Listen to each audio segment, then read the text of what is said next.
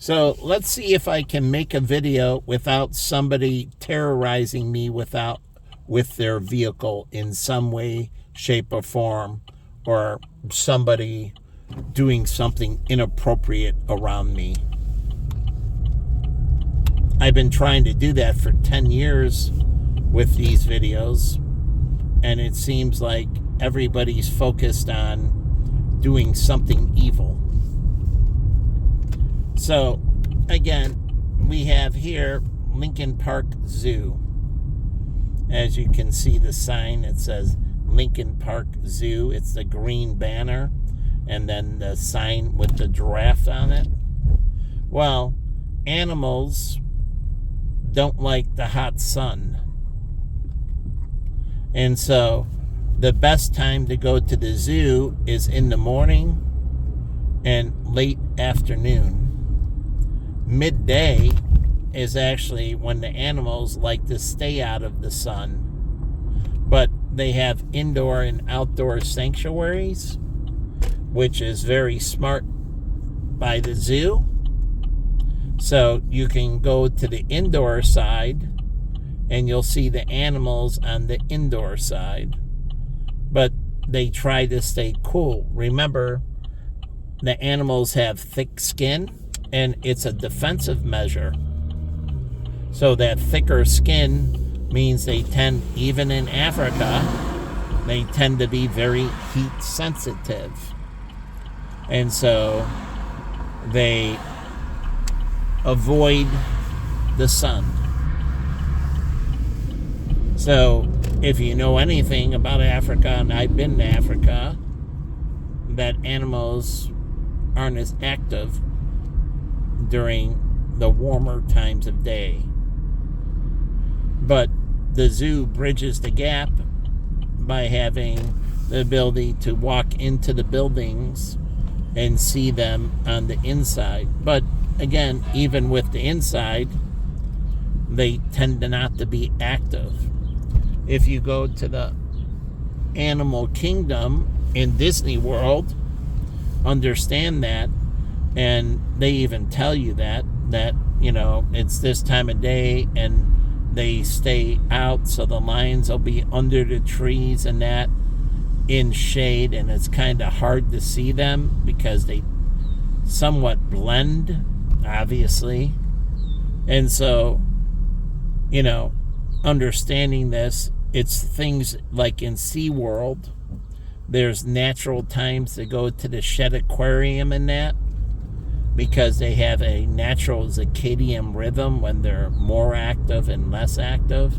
And it would be kind of cool if they created a jet stream in the Shed Aquarium or SeaWorld, because sharks actually sleep in the jet stream. Why? Because you have to move to get the water through the gills, but in the jet stream, as I found out in Cancun, they don't have to move. The water rushes by them at a good enough rate where they don't need to swim. They actually are stationary. People think sharks constantly swim. That's not true. If they find the right current, and this is by a reef, they just sit there. Truly, they stay stationary. They actually sleep. People think they're constantly moving and awake, but it's not true. And this is why destroying the reefs and other things, and then China in the South Chinese Sea interrupting the natural currents by making islands. Now, Dubai interrupts the waves, and that means it interrupts the undertolls and that. And, okay, you're making those man-made islands, but even in Japan, you got to be very careful about interrupting natural currents. And those natural currents bring along nutrients, bring along oxygen, help regulate the temperature of the water, and many other things, which I'll put on Tumblr. But China has to take down the man-made islands. They must undo what they did. And it's for their own survival. They're killing their own fishing industry. They're killing the carbon capture. Their atmosphere is actually more polluted. They get less CO2 capture, carbon capture, like I said. They're literally destroying their own environment.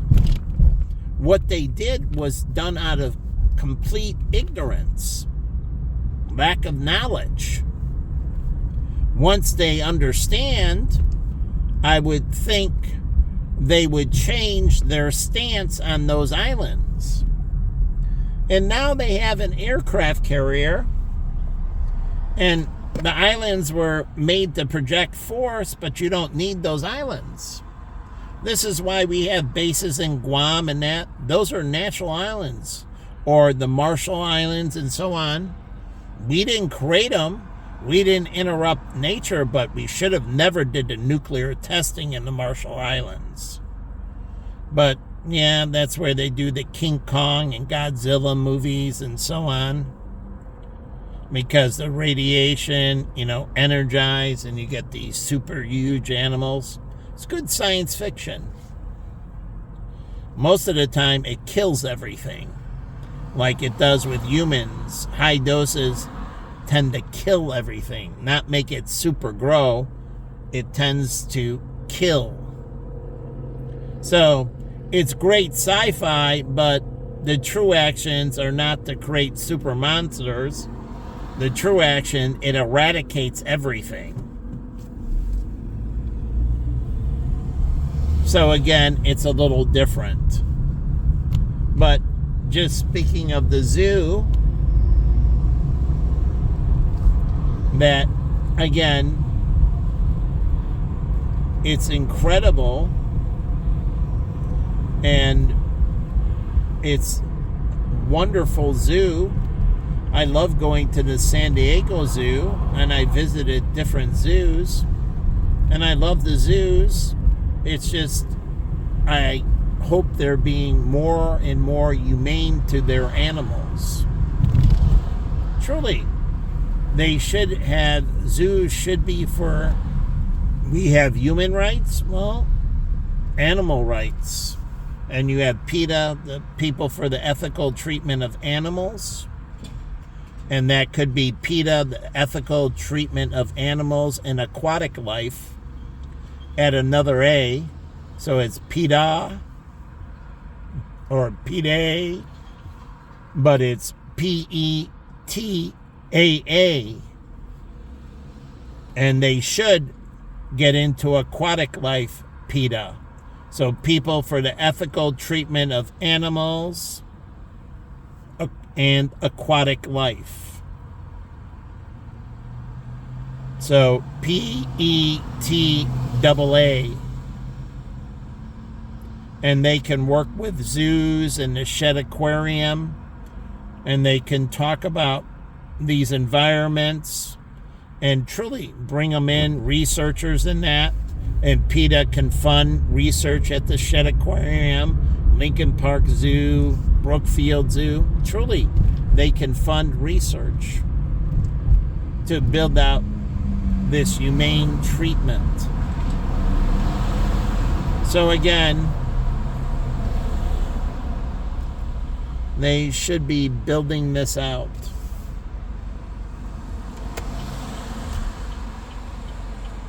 So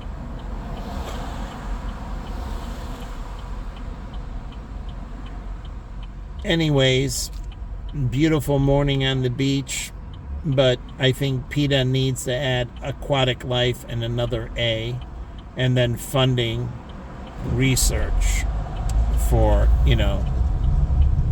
with these organizations. Truly working with them and bettering it. They should have worked with the circus. And they could have worked with them and show them how to build out proper treatments and everything else. And truly, it brings attention. I love seeing the elephants and that at the circus. The thing is, it brings attention to these species that otherwise people wouldn't think about. So don't think about it as exploitation. Think about it as I think about it. If done right, it creates awareness. And the circus is a awareness mechanism. Truly, if they're doing everything right, they talk about treating the animals where they're raised and so on and so forth. So those few animals that are in the circus, and they can do a rotational basis with zoos, the circuses can work with the zoos and animal sanctuaries to create a rotational basis so they don't use the same animals all the time. Yes, they have to train them, and yes, that takes work. But again, it's just like the military rotates their troops. So again, it would only be the proper thing that circuses, and I like Ringling Brothers and Barnum and Daly, and I think it creates awareness. And so zoos can actually back, sponsor, and monitor. So Brookfield Zoo and Lincoln Park Zoo can unite in creating a circus. And then they can talk about ethical treatment with PETAA and then other animal rights organizations, because in Chicago there's no human rights. Over the last 10 years, I mean, for me, they get human rights. I don't get any human rights in Chicago. I've been stripped of all my human rights. So, again, they get human rights. I don't get human rights. I've been stripped of the fruits of my labor and everything. So, again, you know, people for the ethical treatment of Michael Olson.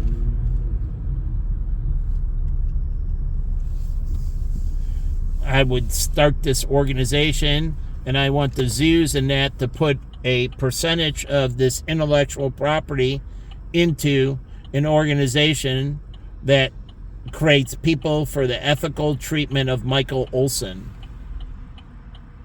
It's an advocacy group for people for the ethical treatment of Michael Olson. Me, myself, and I. And so it goes into this, and it supplies what I need to get my human rights back.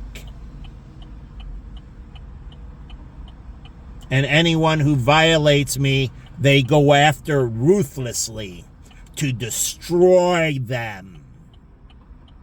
As they destroyed me, right?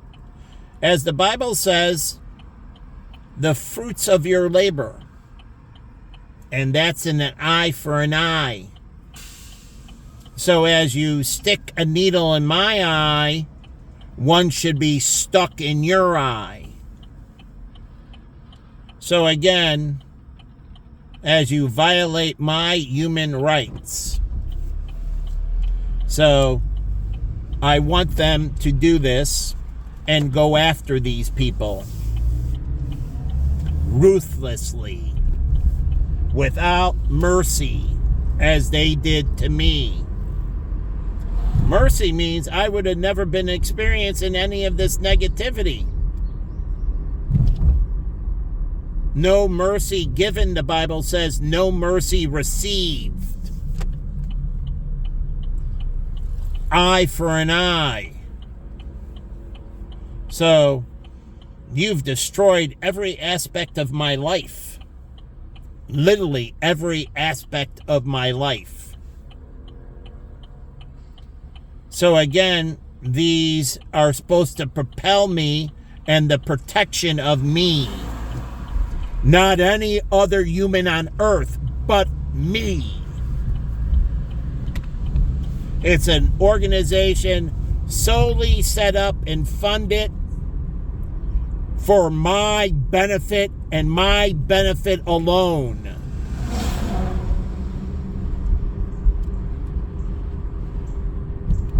So people for Lincoln Park Conservatory And they have flowers and all kinds of stuff. And yes, birds in the conservatory. I don't know actually but there's a bird conservatory. But again,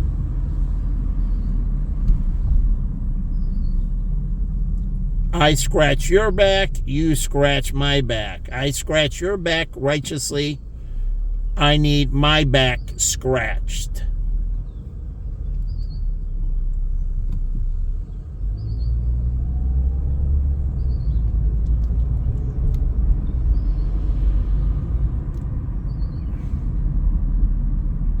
So anyways, this is the last pass by the zoo, but they should get together again and form a circus. And with it, they can pair up with PETA. Truly, SeaWorld is stationary. And I've been to SeaWorld in San Diego. I think it's SeaWorld in San Diego. And it's awesome. But a circus, they move all over the place. And again, they can do this, how you move, because zoos need to learn how to move animals safely. Like I read about Flying Tiger, which FedEx owns now. And it's not named Flying Tiger anymore. They just merged it. But if I was FedEx, I would have never merged it. I would have had its wholly owned subsidiary. Why? Flying Tiger focused on carrying incredibly large logistic loads. They actually moved elephants. And you have to suspend them, and they stand up, and they got this expertise in moving elephants. And they moved them from India to the United States, as an example, or Africa to the United States or back. But they actually flew them on these, large, C-10s and that, these super logistical commercial. And they said how it's very important because they weigh so much. They have to stabilize them in that, and they can't move, They got to suspend them in that, because if they move, thousands of pounds can shift the stability of the plane. It was a great article on how they flew elephants from one part of the world to another part of the world. But this is all stuff that has to be done with the Shed Aquarium, SeaWorld, and all them on this movement. So they have to build out the logistics. And this is like thinning out the herd. Like my friend, he ran in Riverwoods. He actually worked with the forest preserve in that, and in Riverwoods with the deer population, because they had to relocate. You can't hunt in Riverwoods. And so you don't get a hunting license. And so they don't want people going around and shooting. So they relocate the deers in Riverwoods, so they have to trank them and then bring them in and logistically move them. And this is something PETA can work with. And this is basically relocating the population and moving it to certain places. And so making sure there's not too many deers, because when there's too many deers, and you'll see this, they forage near the roadway. But when you don't have too many deers, they actually never show up on the roadway. And this is going to him, talking to him, and so they thin out the population, making sure the food is abundant inland, inside the forest preserve, so they never have to go to the roadside. They go to the roadside because there's too many mouths eating too much inland, and so as the food thins out internally, they move externally. So you thin out the herd and they stay internally. So less likely for any of them to run in the roadway. But people don't understand that. It's resources, and that's food for them. And so they seek that out. And when you do the right thing, they're nowhere near the highways or roadsides or anything like that. But if you don't help manage the herd, because remember, we don't have natural predators. And truly, there's not a lot of hyenas or, whatever moving around. And so there's not these natural apex predators that keep things in check. And so, again, you have to manage them then. And if they're getting into the roadway, that means they're being mismanaged. And the forest preserve is not doing their job. So cars shouldn't be running into a deer, like when I hit a deer on 94, and then my brother-in-law hit a deer on 294 by Deerfield. So mine was by Northbrook, but again, it's because they didn't manage the population and they had to source more outward to find their daily bread. And this is why the Bible preaches stewardship. So again, if we do proper management, we can do these things that lead to good stewardship, and they get a good life and we get a good life. We work in synergy, in harmony, not in destruction. So again, this is, the zoos, working with PETAA, People for the Ethical Treatment of Animals and Aquatic Life. AA at the end.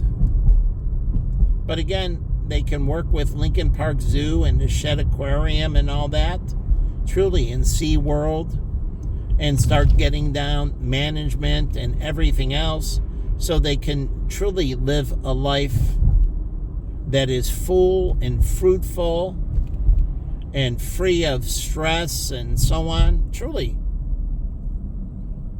moving to these equilibrium.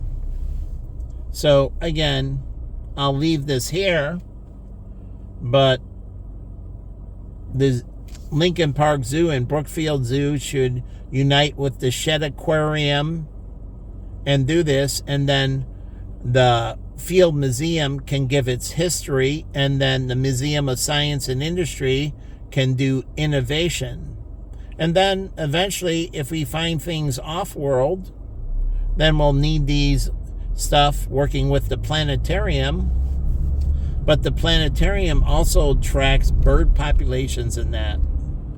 They should be in the telescope when they're looking up in the sky. There are birds in that, and the planetarium can track migration and be that as a basically atmospheric tracking, and animals need to know what the atmosphere is like. So the planetarium is looking outward, and they should not only look at space, but they should be looking at all the atmosphere out to the moon and beyond, truly. And they should be getting deep into atmospheric science, and understanding the atmosphere will help them focus and do things with the telescope they never did before. So as they understand our planetary atmosphere better, and they analyze it through their sights, it'll help them position and adjust the telescope correctly so they can see things in different weather. And that gives them different light spectrums. Think of the atmosphere, yes, as a filter. And even in cloudy days, there's still light coming through. And even at night, there's still light coming through. It's a 24-hour, 7 days a week, 365-day-year job. And the telescope should be analyzing the spectrum. So again, And so it analyzing all these different forms of light so they can understand how light bounces in other atmospheres. This is the ground up and understanding all the scatter, and they can see the back scatter as they look outward, the light that has bounced. And as they refine it, they can see it bouncing off even fine particles of water. Truly, see the light, since water absorbs, its thermal absorption, fluid dynamics, they need to understand. And they can see how the light interacts with water particles, CO2 particles, oxygen, and how the thermal dynamics work. But again, that's refining it, so you're actually looking